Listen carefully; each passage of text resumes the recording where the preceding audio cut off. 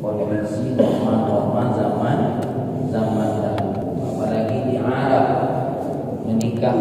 usia muda belasan tahun, bahkan usia 10 tahun, itu biasa. Tidak usahkan di Arab, di daerah kita ini dulu wong nikah mau 13 tahun lah nikah, 12 tahun lah nikah. Sekarang jangan nikah dengan wanita umur 12 tahun itu dua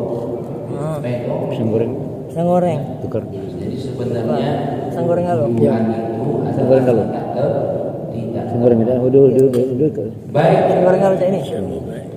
Lanjut kita baca keterangan dalam kitab Al-Jawahirul Uluhiyah. Wa yuqalu inna awwala hubbin waqa'a fil Islam hubbun Nabi sallallahu alaihi wasallam laha. Dikatakan sesungguhnya awal munculnya rasa cinta yang terjadi ya pada Islam adalah cintanya baginda Nabi kepada siapa? Kepada Sayyidah Aisyah radhiyallahu anha. Maka ada banyak orang tujuan mencintai wanita itu balak. Padahal kata Imam Syafi'i hubbun nisa'i laysa aktsarun nas yaqulu hubbun nisa'il balak. Ada sebuah syairnya Imam Syafi'i mengatakan, membantah orang-orang yang mengatakan mencintai wanita itu adalah balak. Tidak, justru yang balak itu kalau ada anak yang tidak mencintai wanita. Sampai ngomong penyakit tadi.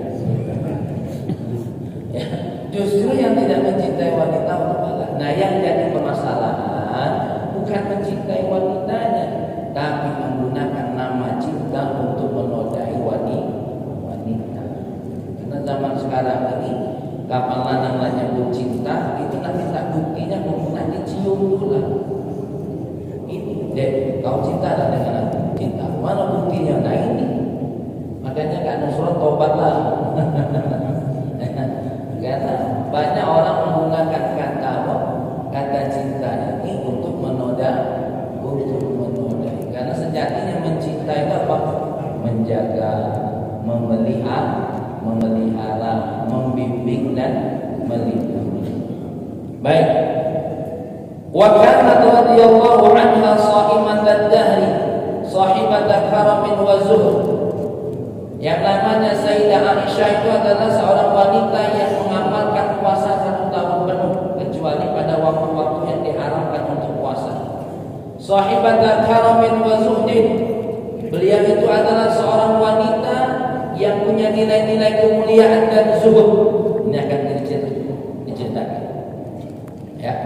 Ada satu kisah tentang bagaimana beliau itu zuhud, tidak cinta dunia, ya. Ba'atalaha Muawiyah radhiyallahu anhu qawqan min dhahabin fihi jawharun qimatuhu 100,000. Pernah Sayyidina Muawiyah mengirim hadiah ke Sayyidah Aisyah apa? Qawqan itu satu wadah min dhahabin. Ya, di dalam wadahnya kan terbuat dari emas. Fihi jawharun, ada satu mutiara dalam wadah itu. Qimatuhu 100,000. Harga jawharun, harga mutiara itu berapa?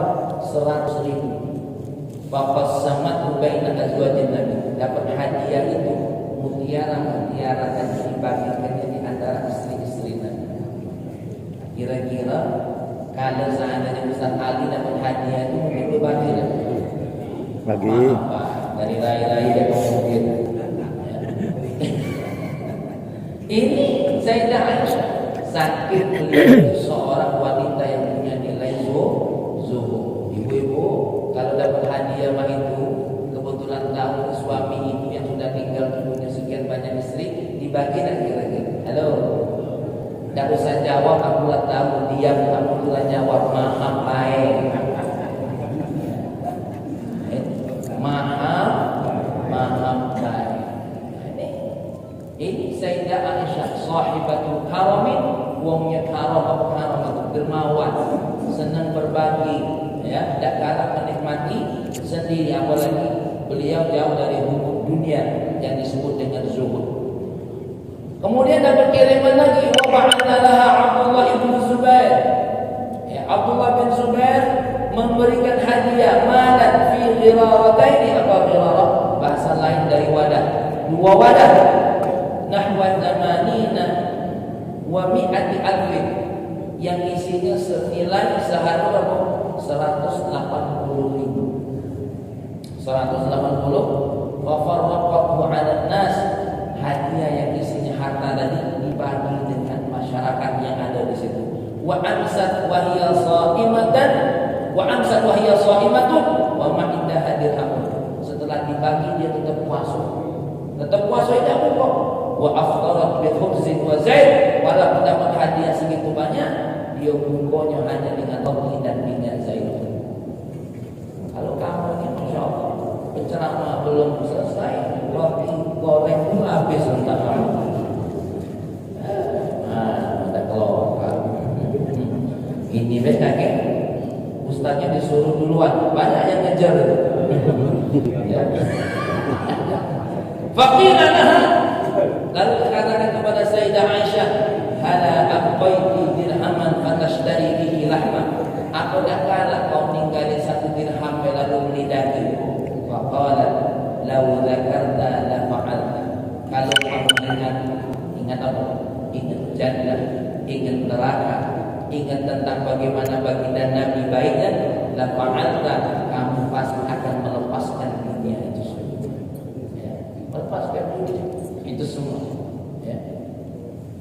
Wa kanat radhiyallahu ta'ala anha faqihatan 'alimatan hafizatan fasihatan. Yang namanya Sayyidah Aisyah itu bukan cuma wanita biasa, ternyata satu faqihah, orang yang ngerti ilmu fikih, alimah, orang yang sangat berilmu, hafizah, orang yang sangat hafal Quran dan hadis-hadis Nabi. Bahkan disebutkan beliau ini hafal sebanyak berapa? 2000 lebih hadis Nabi. Mampak dia hafal berapa? Kita ini baru hafal tentang ma'asyiral muslimin wa zumratal mu'minin. Nabi bersabda, yang artinya belum. Itulah pacak bid'ah kau. Kakek malu ngomong itu. Hah? Ya wak lah yang buka tuh. Habis tinggungnya sengaja wak hadir. Sama wak dah.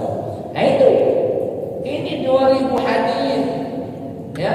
Kalau Sayyidina Umar mana diriwayatkan hanya diambil dari dia sebanyak 500 hadis lebih. Kalau Abu Hurairah sebanyak 5000 lebih hadis. Sayyidah Aisyah seorang wanita satu-satunya yang menjadi sumber 2000 hadis lebih. Hafizah. Tapi walaupun hafizah, wirid beliau sehari-hari banyak yang dengar selalu baca qul huwallahu ahad, Allahus samad, lam yalid wa lam yulad wa lam yakul lahu kufuwan ahad. Ya. Makanya ibu-ibu ni seperti Sayyidah Aisyah, walaupun hafal Quran, yang diwiridkan cuma qul huwallahu ahad, Allahus samad, lam yalid wa lam yulad wa lam yakul lahu kufuwan ahad. Jadi memang kalau ada jamaah di sini macam peluang, bukan dia ada hafal yang lain, memang itulah yang ada. Berbeda dengan Sayyidah Aisyah, walaupun beliau hafal oleh manusia, maka tidak usah khawatir. Manusia yang dikira akan membenci diri, semuanya jatuh cinta. Coba tengok Nabi, punya musuh yang punya lawan yang jadi kawan, Khalid bin Walid, Amr bin As itu sampai ke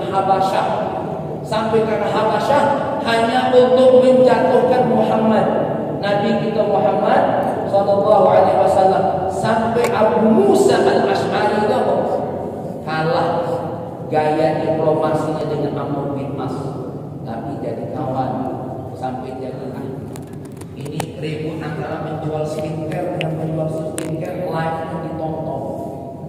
Ya, aku kenapa tak tahu? Karena aku main nengok. Oh ya Allah, aku balik dari ceramah itu ribut